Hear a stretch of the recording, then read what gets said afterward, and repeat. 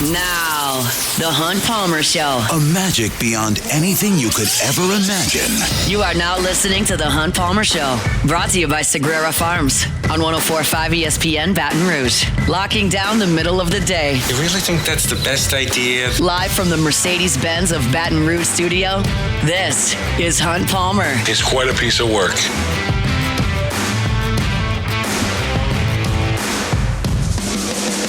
Off and running hour 2.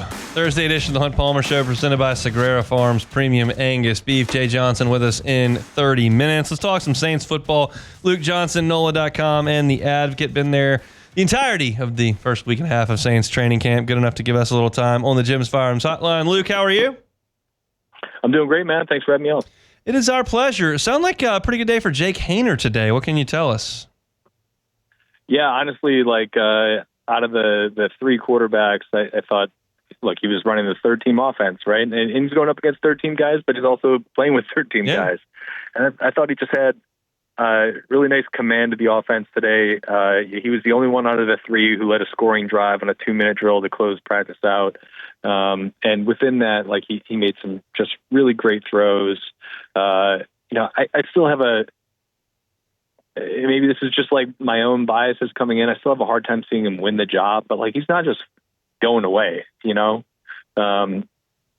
does some really nice things. I want to see it in games. We haven't seen it in games yet, but there's some stuff that he does that makes you go okay, he's an NFL quarterback. And today was one of those days. There was a throw to Dante Pettis. It was a gotta have it play, third and long. And he fit it between three defenders, perfectly layered ball, where only Pettis could have made the catch, and he did. And that's the stuff you see out of Jake. He's for lack of a better term, he's I hate saying this. Dennis Allen always said it, but he's got moxie, man. He loves being in this setting, and he does it well.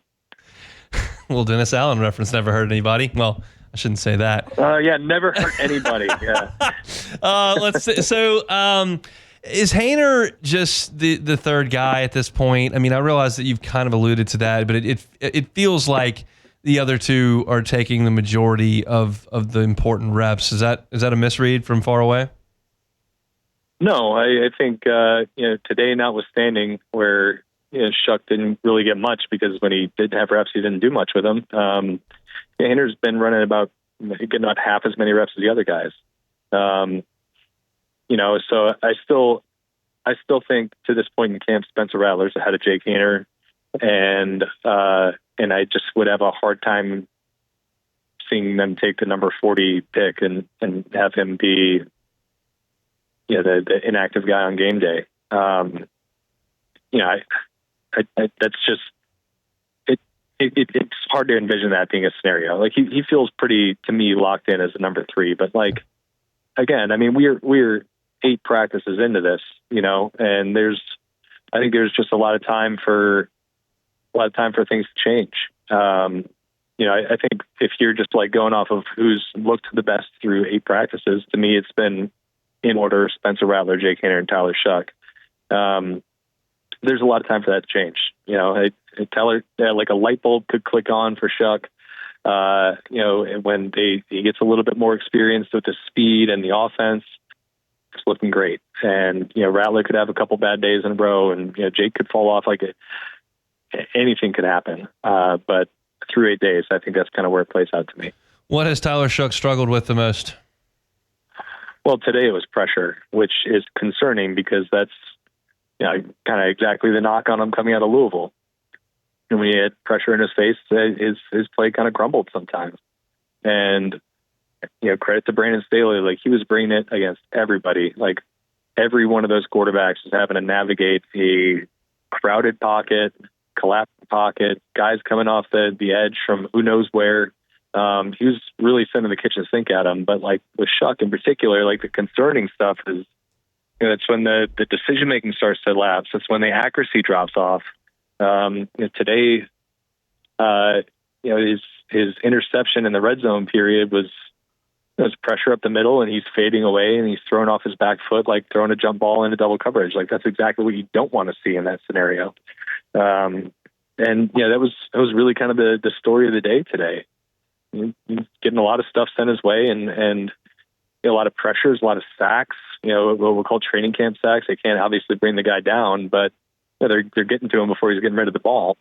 And yeah, he needs to play a little faster. He needs to be a little bit more decisive, like Spencer Rattler is. I think Spencer Rattler is doing a much better job of handling the pressures because he's getting the ball out of his hands when he needs to.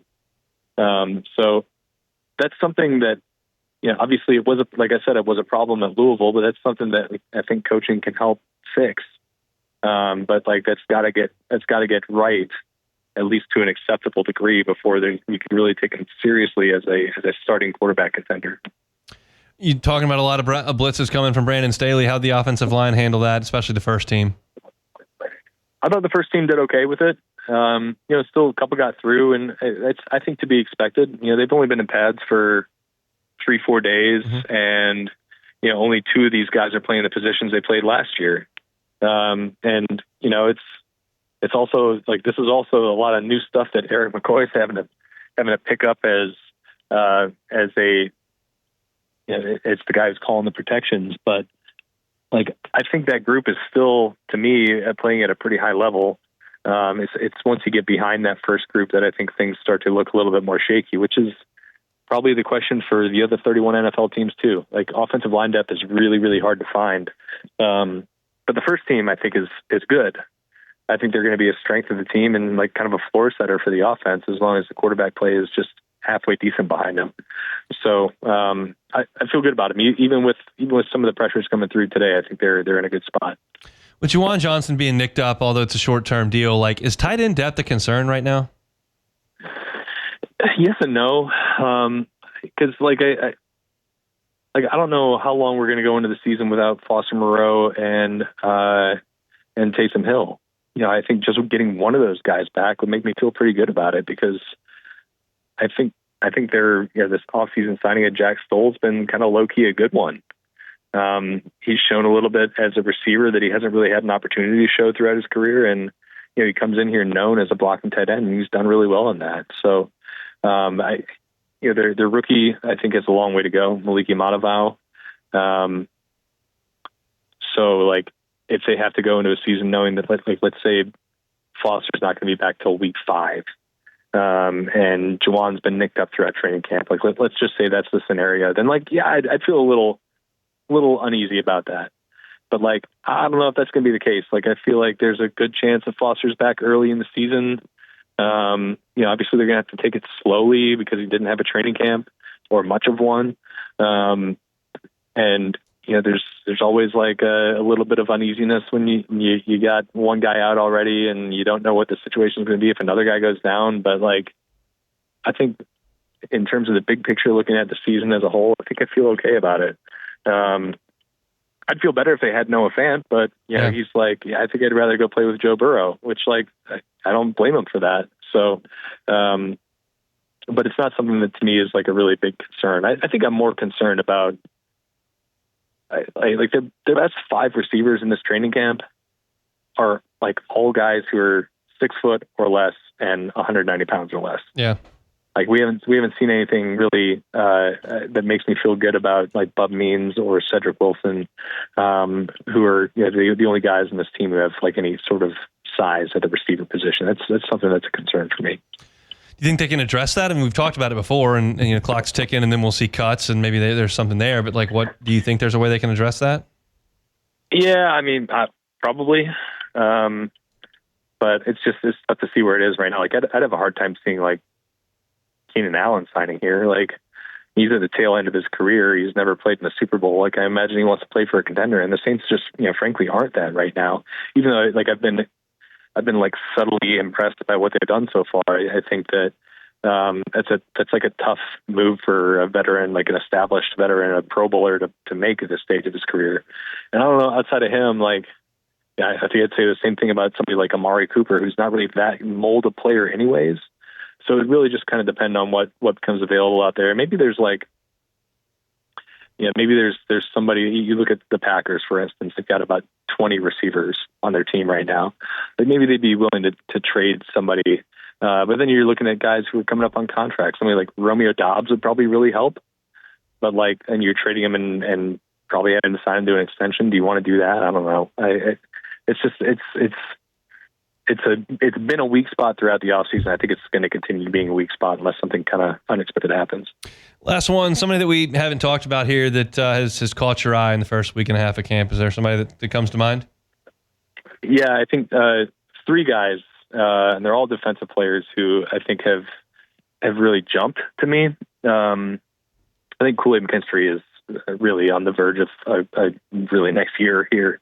Obviously somebody who had a lot of hype coming into his rookie season, but he got hurt, he had surgery, he missed a bunch of time, and he was kind of buried on the depth chart. And then when he got in, he was kind of out of shape, and he was okay. He wasn't bad last year, but he wasn't what I think people were kind of expecting to see out of him.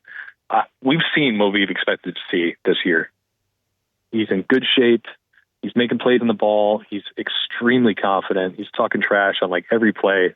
I think they got a dude in him.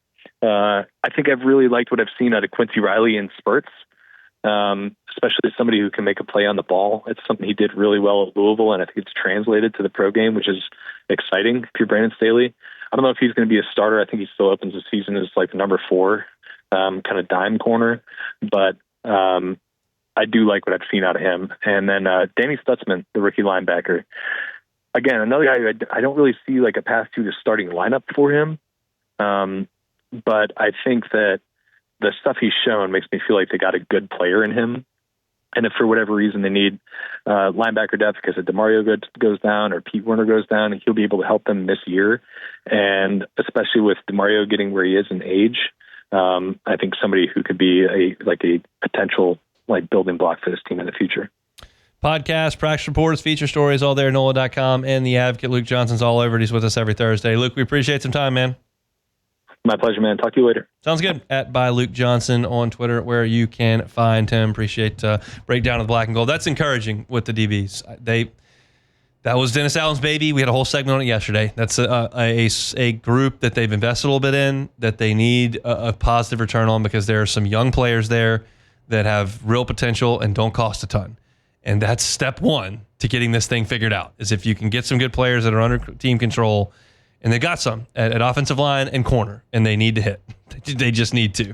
There are issues at wide receiver. There may be issues at quarterback. There may be issues elsewhere, but the corners and the offensive line need to be hits. So we'll see if that is the case as they move throughout training camp. Really surprised that he didn't give us anything with the Brewers taking 2 out of 3 on the Cubs. I didn't give him the chance. Well, just he went could straight into Saints talk. after you said, "Hey, Luke, how you doing?" He said, "Oh, I'm doing really well." After the Brewers, took 2 out of 3 against the Cubs. I've already forgotten about it. Yeah, 1 game lead. Although I will say this: the Cubs aren't right now, getting anybody. There's 2.5 hours left. Our double and triple A teams are going to be damn good. I'll tell you that, because they're not losing any of their good players at the current juncture, and the Cubs aren't adding any of the big league teams. So that's a sad state of affairs, but I guess we'll talk about that at a different time, different place. We'll talk some baseball with Jay Johnson in a more positive light with the LSU team coming up in 15 minutes. We'll switch back to LSU football when we come back. The Hunt Palmer Show. Genesis of Baton Rouge, genesisofbatonrouge.com. Stop by the dealership. I told you this, when I was in insurance for 7 years, I worked with car dealers all over the state. And I have not been in a more impressive facility than the one that Genesis of Baton Rouge occupies Airline at PQ. From the energy in there, the vibes, I'm not suggesting you need to go hang out in a car dealership. That's a ridiculous thing to say. But if you are getting some service done and you want to get some work done, they've got an amazing space to do it. They've got it partitioned off. It's quiet. The Wi-Fi is great. They've got free snacks and an amazing coffee machine, and it's clean and it's comfortable. I've been in a lot of service aisles. That's as clean as a service aisle I've ever seen. And everywhere that you sit and everywhere that you go is climate controlled. So you don't have to worry about just sweating bullets in July and August. They go the extra mile at Genesis. That's part of the experience. I tell you every day about how awesome the line of vehicles is, and it is. They've got sedans all the way up to SUVs. And they're all IHA top safety picks, and they're all luxurious, and they're all wonderful. But there's another piece to the puzzle that's the people you work with and the way where you get your car serviced and the people that you deal with on a day-to-day basis with your vehicle. It's awesome at Genesis of Baton Rouge. So go by and see them. Airline at PQ. They're across from Women's Hospital. It's Genesis of Baton Rouge. You can start your car buying journey today at genesisofbatonrouge.com. This is the Hunt Palmer Show, brought to you by Sagrera Farms.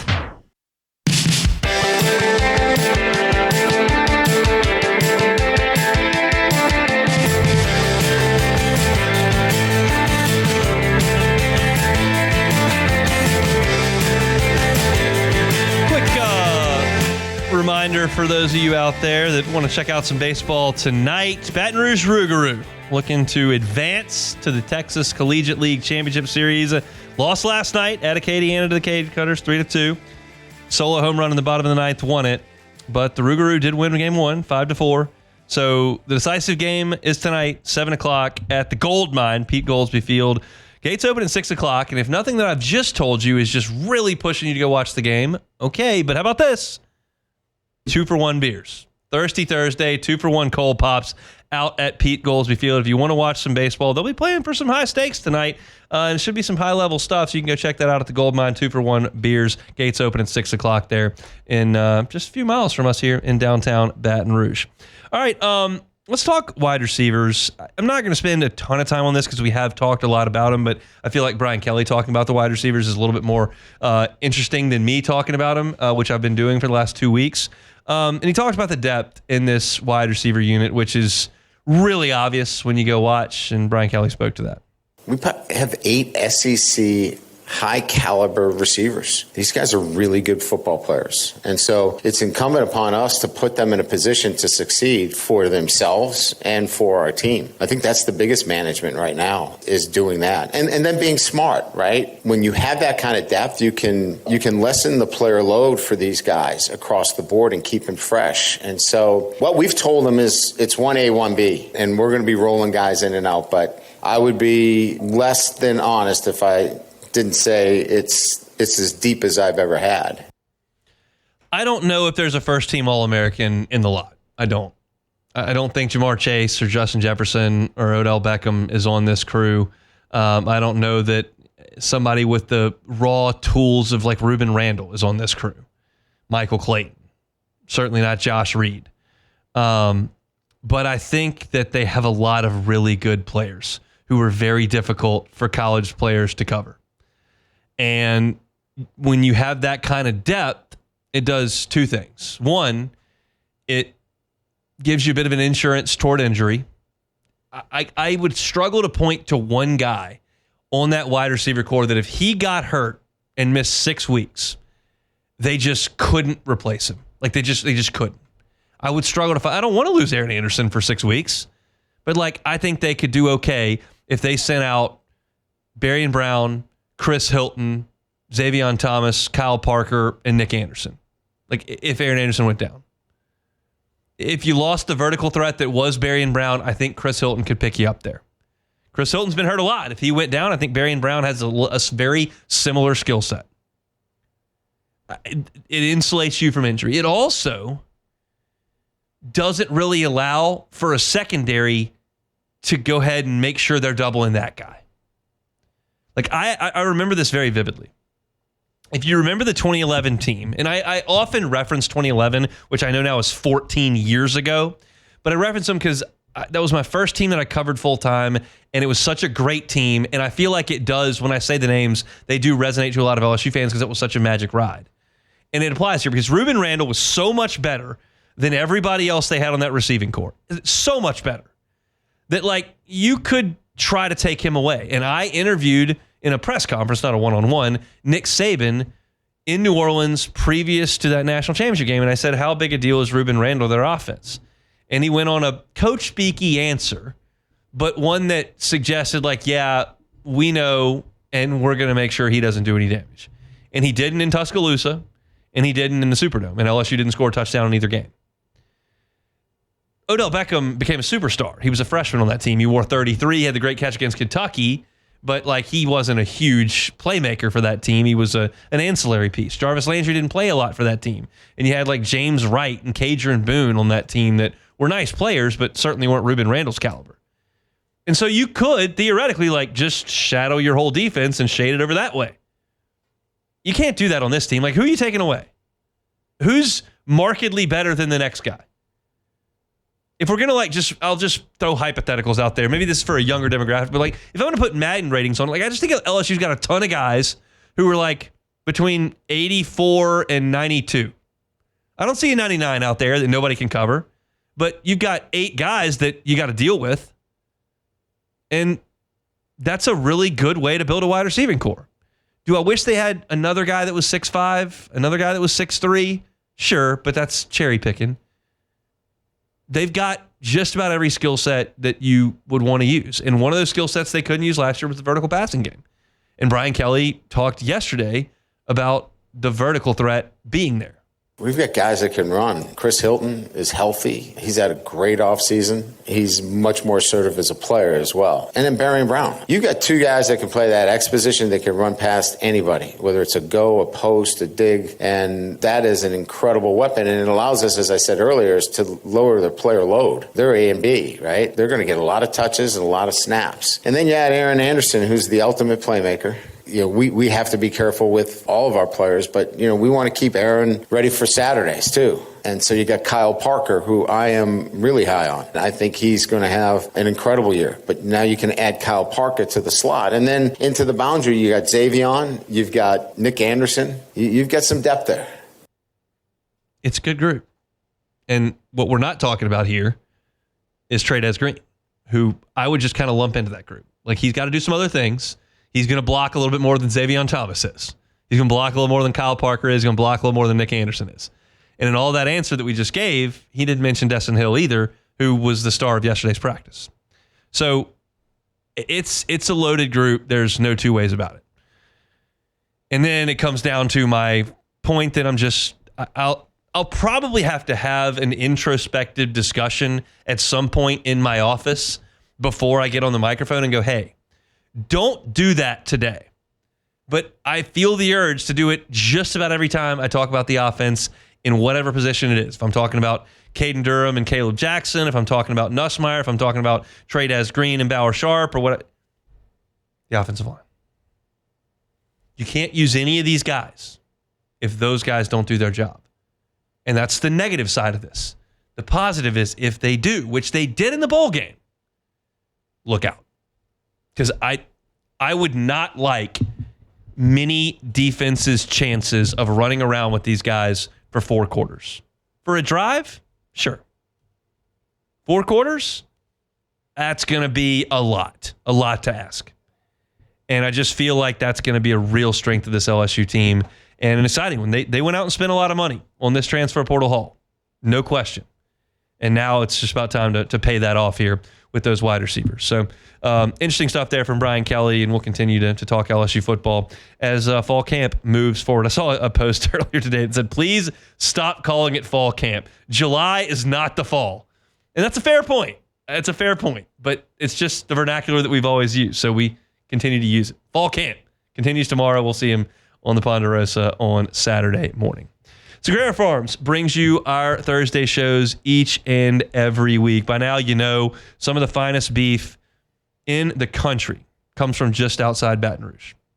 And if you would like to taste some of the finest beef in the country, you can get it 2 places. You want one steak? You can go to Supper Club. They got it. Sean Supply Supper Club with some of his best stuff from the farm. If you want to fill your freezer and have ground beef, and have ribeyes and fillets and skirts and flanks and hangers. Rump roast. He sent me a picture of a rump roast today. It looked marbled like a ribeye. It's the stuff you usually ground up for ground beef. It was incredible looking. If you want that, you got to call my guy Sean Segura at Segura Farms. I give you his number every week. If you're interested in prime Angus beef, Supper Club got Segura? Segura Farms has Segura. 225-719-1723. 225-719-1723. Call Sean and say, hey, I heard Hunt talking about the beef. I know it's going to be ready here in the next couple of weeks. I'd like to put my name on that list to make it happen. Sean's happy to talk you through it. Just give him a call. It's Segura Farms. I bring you our Thursday shows each and every week. When we come back, LSU head baseball coach Jay Johnson next. The Hunt Palmer Show. You're listening to The Hunt Palmer Show, brought to you by Segura Farms.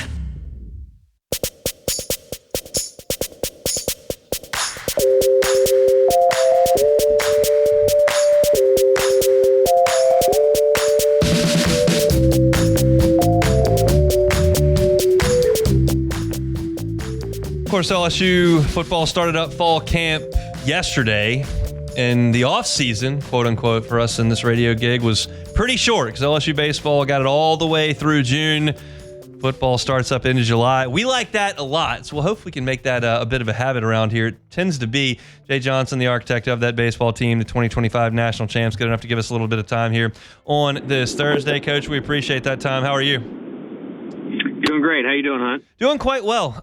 You've been doing this a long time. I would imagine most Januaries look pretty similar. Most Octobers look pretty similar. Are you used to this July schedule yet? I love the short window between the end of the previous season and school starting. So if we can keep it around 48 days, that's ideal. It's a little crazy, but give me that problem every year. Yeah, for sure. Look, I think that the emphasis, just looking from the outside on the transfer portal, when you put this next team together, looked like it was on the infield. Was that your priority, and how do you feel like y'all kind of restocked the shelves there? Yeah, it was one priority. I think what I've learned is you're not getting to Omaha or winning a national championship like we've done in 23 and 25 without future major league players, and that starts with the MLB draft. And when you win one, you're just moving a lot of guys on, and we certainly did again with, I think it was 9 players drafted and 10 signing pro contracts. And, yeah, 3 of the 4 everyday infielders moving out. And they did a great job. I think we broke the LSU record for fielding percentage this year. It's something I'm proud of. And we had to go to work on retooling that thing. And I think we did a good job and really excited about the guys that we got. I want to talk a little bit about defense with Simpson and Dardar specifically. I know they both had phenomenal offensive years, but kind of what do you see as their defensive skill set? Yeah, we're going to work through that in the fall. I actually texted all the infielders 2 days ago and said, hey, we're about 1 month away from starting skill instruction on defense, and we're going to take a lot of reps, and you need to make sure you're in physical shape to be able to handle that because we have some finding out that we need to do. I'm not going to box ourselves into anything without seeing those guys, and we'll have a full fall, and that's going to be a big priority is seeing where the pieces go. John Pearson swung the bat pretty well from far away, it looks like, in the Northwoods League. What have you seen from him this summer, and what could he potentially do defensively? I know he was a right-handed bench bullet for you this year. Yeah, it'll be in the third base, first base type mix for John. I thought he improved a lot defensively over the year. You don't get to see it if he's not in the games, but the skill work, early practice type stuff, I thought he did a good job. So he wants to be on the field. So if he can be good at third, good at first, there's a more window to do that. One more piece from the returning team here. Zach Cowan is going to be back for you. How big a deal is that? And kind of what do you see as his role on the next team? Well, it's very big with Zach. You're talking about a guy that outside of probably those 2 starters was just as important to our success as anybody. First team all SEC, pitched in a ton of wins, pitched in a ton of high leverage, close SEC games successfully. So I'm very proud of him for holding his line with pro baseball in the draft. And he's obviously been a successful starter, had a successful start in Omaha. So he'll have every opportunity to do that. I think he can do that. And if we have to put him in the role that we did this year, we know he's really good at that too. But excited to get a lot of pitches and a lot of outs out of Zach, and really happy to have him back in 2026. There was a time where losing 6, 7, 8, 9 high school signees out of a class would be kind of crippling to the back end of a program. It would probably necessitate like junior college down the road. Are you allowed to recruit a little bit more aggressively in terms of the level of high school talent, knowing that, hey, if I get a little bit aggressive and we lose a little bit more, the portal's there for me to maybe supplement that? Well, it certainly helps. I don't like that we lost 8 guys, and it was an interesting year. Those were 8 really good players, but something happened this year with the slot bonuses going way up. I think there was more picks. There was more money to go around. And so 7 of those 8 guys ended up getting over $2 million. Yeah. And I don't know that in any other year that all of them would have gone. So it was a little bit unfortunate, but it's the way that it is. And I thought we recovered really well in terms of this season. Now it'll require another effort next year to cover what those guys' production would have been in their sophomore year. I know you were excited about Omar Cerna as well as William Patrick not being picked and being part of the program moving forward. What can you tell us about those two guys from your high school class? Yeah, very proud of them. They had high asking prices for professional baseball, really valued the LSU experience. And I think with Omar, you're getting one of the premier high school catchers. He also can play first base and third base. He's got tremendous power, and I think is going to be one of the elite hitters in our program over the next few years. So really, really excited about him. With William, it's a very interesting dynamic. He is as good an athlete as you will see. He's like a 6'3", 60-yard dash runner, was an excellent football player in high school. I think the more at bats, the more repetitions he gets, giving all his time to baseball, there's a really high ceiling. And so I'm excited to work with him and get into that potential. And the last one, I'm kind of looking at the summer ball stats, and that's all I'm looking at. I don't see a lot of video, but Maverick Rizzi's numbers are really, really good on the Cape. What have you noticed from him, and have you spoken with him? Kind of how do you feel about his development entering his second year? Yes, I went up there actually, and I saw one of those outings, and I thought he looked exceptional.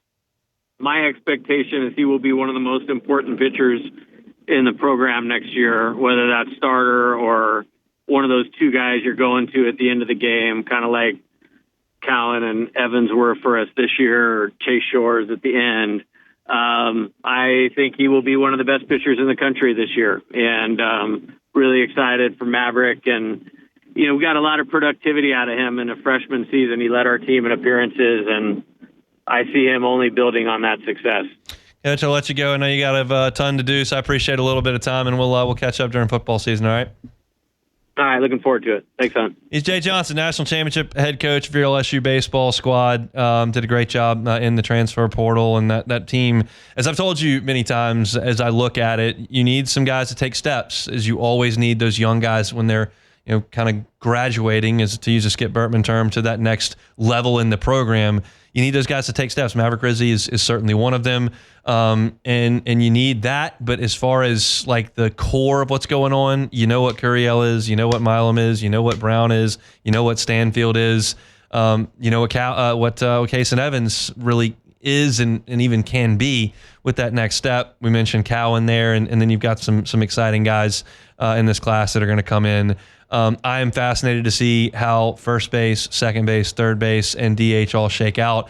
I tossed that to him defensively with Simpson and Dardar to kind of see, for those that aren't completely locked in, so Braden Simpson's the transfer from High Point who was massive offensively for them this year, has played a little third base for them. Dardar has played first base and second base for Kansas State. You've got John Pearson. You go to High Point and bring in a big left-handed bat. There's just a lot going on there. And I realized when I asked the question that he's probably not going to be very committal, because that's just generally the way that he is. He's not going to be, we think he's going to be the second baseman. You're just not going to hear him say that. I was surprised a little bit to hear him talk about Maverick Rizzi being one of the best bullpen arms in the country, because we all see that profile for him. We all see what Chase Shores was at the end, and we saw Rizzi when he was at his best this year. Maybe that was in the midweek on a Tuesday where he dominated somebody, but every once in a while it was in a game against an SEC team where you're like, oh, there's that 98 and there's that slider. And he's shown that on the Cape. And Coach Johnson said he was up there to watch that. I'm excited about this team, as I think most of you are. I think it's going to be very, very good. But at this point, as I said yesterday when I teased this interview, and I will say again today, that kind of puts the baseball offseason to bed.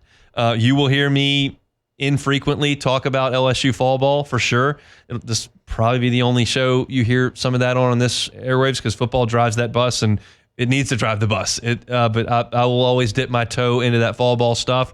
But I think as far as transfer portal stuff, as far as Major League Baseball draft, as far as roster accumulation and all that kind of stuff, it's all settling down. And LSU's now got its team that's going to go to instructionals in a month when they get to school. and they'll be full steam ahead, and they'll crank things up for fall ball in October. And I'll be out there, and I'll be doing some stuff for LouisianaSports.net, and I'll be talking about it. But right now, it's kind of time to put that off to the side, enjoy that national championship glow, maybe go back and watch some highlights on YouTube from time to time. But we're going to be all football just about all the time here as we move forward. So, again, appreciate Coach Johnson for giving us a little bit of that time on this Thursday. You could tell he was traveling, going somewhere. He just doesn't really slow down. It is what it is, but that's a good thing. A good problem to have, as he said, when you finish your season up at the end of June, and you got to be really, really fast in those last 45 days to make sure your next team is representative of what it should be. So that's Jay Johnson here on this Thursday. Brought to you by Sagrera Farms Premium Angus Beef.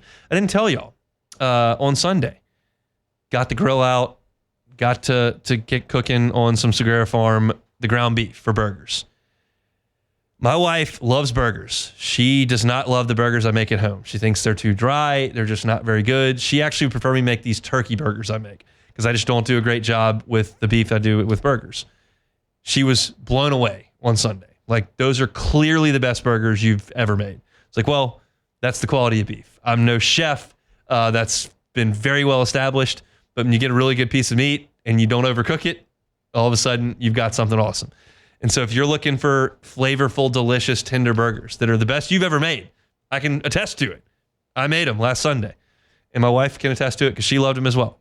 Call Sean Sagrera and Sagrera Farms, some of the best beef in the country. And it's right here, just outside of Baton Rouge. It's Sagrera Farms. They bring you our Thursday shows each and every week. One more time out. We'll close it out next. The Hunt Palmer Show. Highland Insurance Group, HighlandIG.com is that website. It is storm season. They're inevitable in this part of the world. And the time to make sure your insurance is correct is not after the storm's blown through and you don't have power and there's been roof damage and there's leaky water on the floor and you can't really operate your business. So now we look at the insurance policy. What do we get? Well, if your building's not valued properly because you're trying to save $1 there and the agent didn't tell you, and you've got a co-insurance penalty, so they're not going to pay you out in full, and you don't have the right business interruption coverage, so you're not going to be paid while you're out of business, you got real issues. Don't let that happen to you. The team at the Highland Insurance Group makes sure that their clients are taken care of from a coverage perspective. They will always consider premium. They've got dozens of markets. They can shop that coverage to make sure you're paying the proper amount, but they will always, always, always make sure that your coverage is right. They're experts. So let them audit your policy. Let them look at what you've got, and they can make sure that you are taken care of because we know you're paying good money on those premiums. Everybody is in this marketplace. Jonathan Carver and his team are second to none. Give them a call. Check them out online at HighlandIG.com. They're based here in Baton Rouge. They can help you out statewide. It's the Highland Insurance Group, HighlandIG.com. This is the Hunt Palmer Show, brought to you by Sagrera Farms.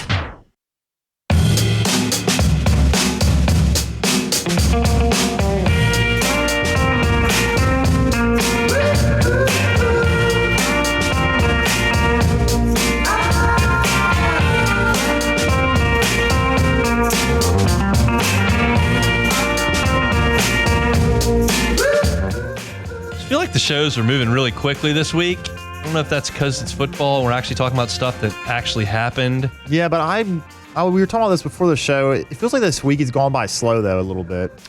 I'm feeling like the week's almost in the rearview mirror. And that's an interesting thing for me to say because I'm like technically, and I use air quotes here, I realize I'm not exactly splitting the atom, but I am working on Saturday. We're going to be out of football practice, I think, at 9:30, and then they have player interviews at noon, so I'll do practice report, and then I'll do player interviews. And like I'll quote-unquote work from 9:30 till 1:30 or 2 on Saturday. So it's not even like a full, like, just blowout weekend, even though I might play golf on Sunday.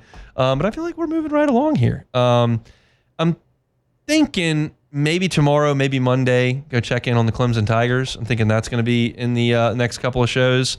And then I'm excited to get out there. I think Saturday we're going to get a good look at LSU. We're going to see the full workout. So Monday's show should be pretty loaded from that perspective. But we'll still find some things to talk about tomorrow. Preston Guy will be with us from TigerBait.com to talk LSU. I don't know if he's been out to a practice yet. I did not see him yesterday, and I didn't go today. So we'll see what Preston's got to say about all of it. But we got to finish the show today with some Take It or Leave It.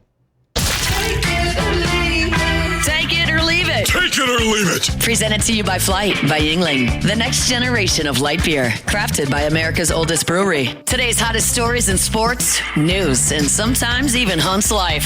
The question is, will he take them or leave them?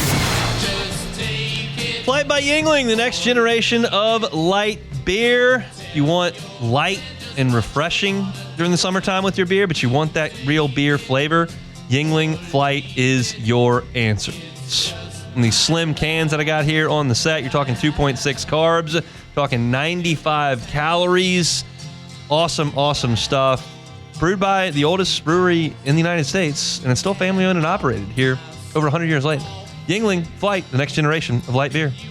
All righty, first one here. 2 hours to the deadline, Hunt. The Cubs will get a starter. Take it or leave it. Take it. They're gonna do something, but it looks like it's gonna be real minor. Bieber slipped through their fingers. That's the one they really needed to make happen. Yep. I don't think Gore's realistic. There, they're not trading their top prospects. So they're. Look, I know this is obviously not going to be exciting, but you're still. I get why the Cubs are doing this. You still have Jameson Taillon who's going to come back. He's been pretty good this year. You've got Javier Assad that maybe will be back for the playoffs. So you've still got some guys that should come back. Or Jed knows this team's not good enough without Steele. He's not mortgaging the future because he just got a contract extension, and he's just going to play safe and then load up back next year. Maybe. I think either. Now the attention goes to Kyle Tucker. Yeah, I think either of those are potential answers there why we're not seeing anything. But all right, moving on. This is interesting. I've been seeing some stuff on Twitter about this, but there have been some not-so-secret meetings between LeBron James and Maverick Carter, his business associate, with some other big-name NBA guys, namely Nikola Jokic. His European agent met with LeBron and Maverick Carter on a yacht, apparently, and this was just out in the blue. They kind of wanted this to be known. Sources are saying that they're trying to launch a new global basketball league backed by Maverick Carter. Global basketball league. Take it or leave it. Leave it. Leave it alone. Why do we have to do all this stuff? I feel like what we got going is okay here. Why do we have to screw everything up because everybody wants to make more money? I don't get it. We don't need the XFL. We don't need the Global Basketball League. We have a basketball league that has all the best players from around the globe in it. We do. They play 82 games, and they play playoffs for like 4 months, and they crown a champion, and they call him the world champion. That's true. We don't need anything else. We got it figured out. It's all good. You're right, Hunt. We've got guys that I've never heard of making $40 million a year. The league is fine. We don't need another league. You're just missing one thing there, Hunt. What's that? Money. There's I'm money not missing to be it. made. I mentioned it.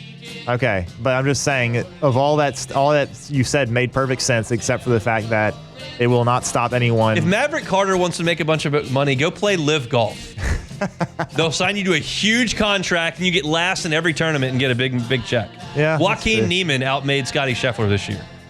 That's a good league. Good investment by the Saudis. Last one real quick. Jaden Daniels talking about his game this year, says that he noticed a night and day difference from his second season. Jaden Daniels, an MVP candidate this year. Take it or leave it. I'll take that. I wouldn't bet it, but I'm sure the odds are probably good. It's very possible. There are some that are projecting a little bit of a fallback year for the Commanders. It all really came together for them last year. I hope not. I enjoyed the heck out of watching them. I like the fact that there's an AFC quarterback and an NFC quarterback that I'm invested in. You got to get a jersey for the Commanders now. I won't get a jersey. I'm not a jersey guy. Okay. But I can get a polo shirt or a hat. That'll work. I got my Bengals polo. Well, that'll make Matt mad. He'll get real cranky at me. He'll throw my stuff all over the floor, but that's okay. Still get to keep my Bengals shirt. Speaking of Matt, he's going to drive you home next on After Further Review from Court to Table. Getting ready for the Hall of Fame game tonight there in Canton, Ohio. That'll do it for us. If you missed any of the show today, catch it on demand wherever you find your sound. Hunt on LSU for your LSU. Hunt on Saints for your Saints. We're back tomorrow, same time, same place to close up the week on The Hunt Palmer Show. The Hunt Palmer Show.